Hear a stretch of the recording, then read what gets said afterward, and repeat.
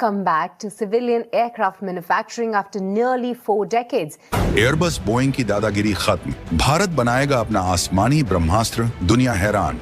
विदेशी विमानों पर निर्भरता का घड़ा भरा हालिया विमान हादसे ने खोल दी रीजनल ट्रांसपोर्ट एयरक्राफ्ट RTA 90 कार्यक्रम, जिसे मिनिस्ट्री ऑफ सिविल एविएशन मोका आगे बढ़ा रहा है।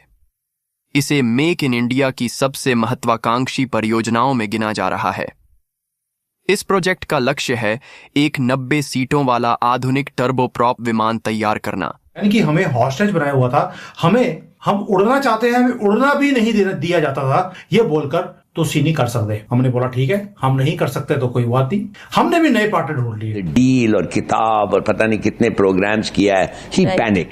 उसने कहा यार ये तो हिंदुस्तान हमारे हाथ से जा रहा है। उसको जनरेट करेंगे, उसमें क्या होगा, फैक्ट्रीज लगेंगी, जॉब अपॉर्चुनिटीज बढ़ेंगी, यंग जो हैं ये इनके टेक्नीशियंस हैं, इनको मौका मिलेगा। एक तो कि भारत के अंदर स्वदेशी जो पैसेंजर एयरक्राफ्ट है उसको बनाया जाएगा। एसी और LED वगैरह बनाती थी, ठीक है। उसके बाद डिफेंस के सिस्टम में एयर स्पेस जो है ना, एरोस्पेस जो है उसके लिए एयरप्लेन, उसके बाद डिफेंस सेक्टर के मतलब हर सैटेलाइट,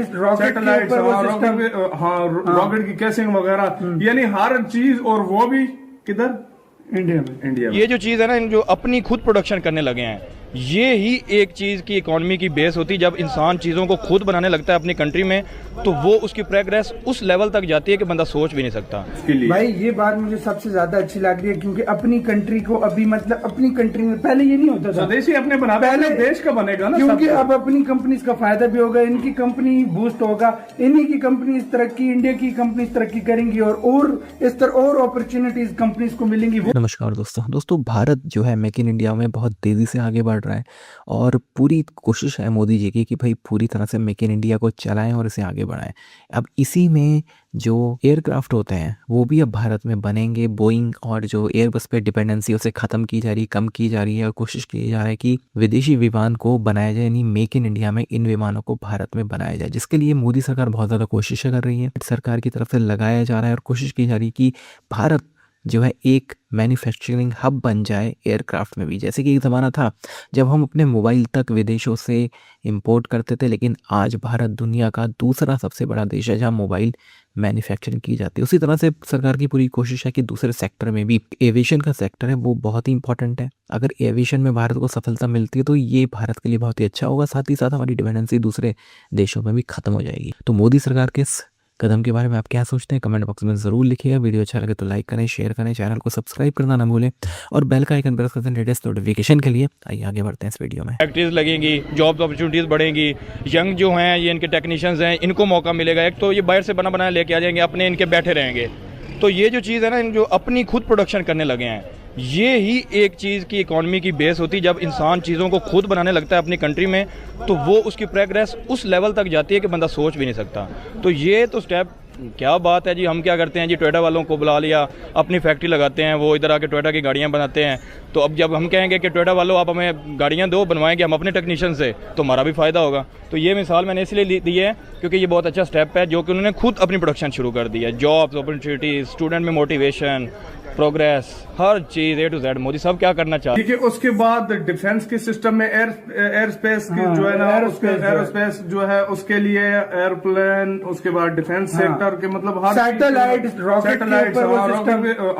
रॉकेट की केसिंग वगैरह, यानी हर चीज। और वो भी किधर, इंडिया में मतलब 100% मेड इन इंडिया। तो मतलब इससे यार एक आइडिया होता है कि मतलब जो इंडिया की एक प्राइवेट है, उसमें प्राइवेट कंपनीज में इतना पोटेंशियल है, क्योंकि मैंने पहले भी प्राइवेट कंपनीज इंडिया की देखी हैं जो इतने पोटेंशियल के साथ आगे बढ़ती हैं, इतनी तेजी से वो करती हैं कि पूछो मत भाई। यार प्राइवेट कंपनीज एक सबसे अच्छी बात जो मतलब उनको तसल्ली भरोसा इस वजह से होता है ना कि इंडियन गवर्नमेंट ने उनको बोला है कि आप मतलब पहले तो अशोक लेलैंड या जिस तरह टाटा की कंपनीज या महिंद्रा की देखो अभी ऑलरेडी आर्मी के लिए बना रही है, लेकिन उन्होंने कहा है कि और भी प्राइवेट कंपनी जो है ना आकर मौका दिया जाएगा वो बनाए इसके लिए। भाई ये बात मुझे सबसे ज्यादा अच्छी लग रही है, क्योंकि अपनी कंट्री को अभी मतलब अपनी कंट्री में पहले ये नहीं होता था, स्वदेशी अपने बना पहले देश का बनेगा ना, क्योंकि अब अपनी कंपनीज का फायदा भी होगा, इनकी कंपनी बूस्ट होगा, इन्हीं की कंपनी तरक्की, इंडिया की कंपनी तरक्की करेंगी और इस तरह और अपॉर्चुनिटीज कंपनीज को मिलेंगी। वो यार अगर देखो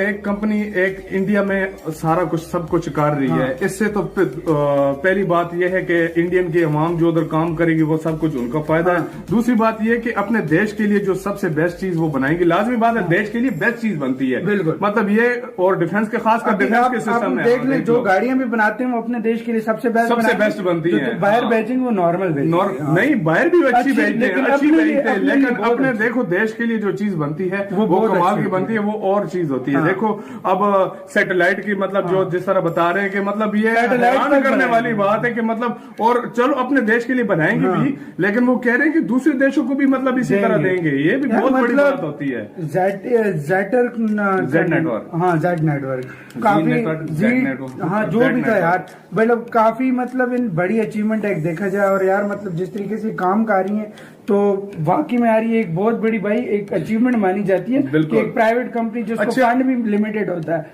वो कंपनी इस तरह। अच्छा तुमने एक बात नोट की है, ये इस कुछ अरसे में ये प्राइवेट कंपनीज आगे बढ़कर ऐसे हिस्सा ले रही है, जिस तरह मतलब इसरो ने ऑर्डर दिया था एक और प्राइवेट कंपनी थी जिसको इंजन बना रहा था मतलब उसके लिए, तो यार ये बहुत बड़ी बात होती है इस तरह की कंपनी जो आगे बढ़कर आ रही है अपने मुल्क के। जी है, उनकी जो मैनेजमेंट की यूनिवर्सिटीज हैं, उनकी जो टेक्नोलॉजी की यूनिवर्सिटीज हैं, उस पर स्टूडेंट्स की देखें, इवेंचुअली आप देख लें जितने भी टॉप फोरम्स हैं, गूगल हो गया, माइक्रोसॉफ्ट हो गया, एडोबी हो गया, वहाँ पे इंडियंस बैठे हैं। रेडिट का सीईओ वो भी इंडियन है, आप इस्तेमाल कर रहे हैं। फेसबुक के जो हायर एग्जेक्टिव्स हैं उसमें इंडियंस हैं।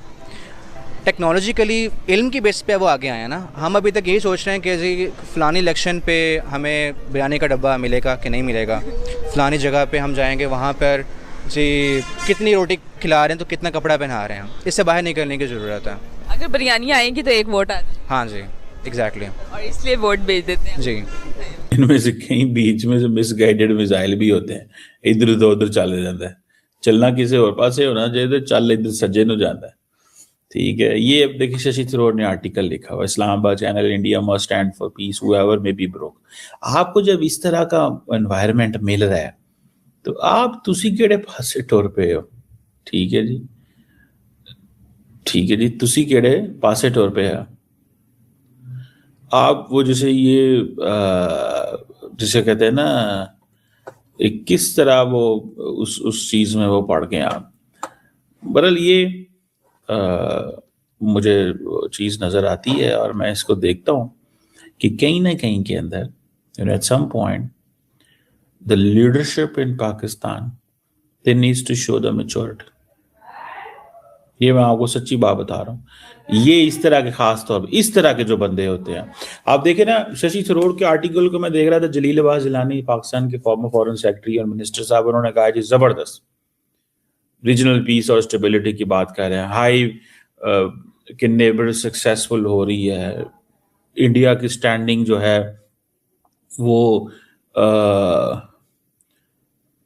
जो भी जैसे भी होगी उसकी, ठीक है जी, a win for stability is a win for everyone. तो मतलब ये बातें हो रही हैं, तुसी इजराइल दे हथी पै गए हो। वो एक पता नहीं जोश गॉथिमियर एक कांग्रेसमैन है अमेरिका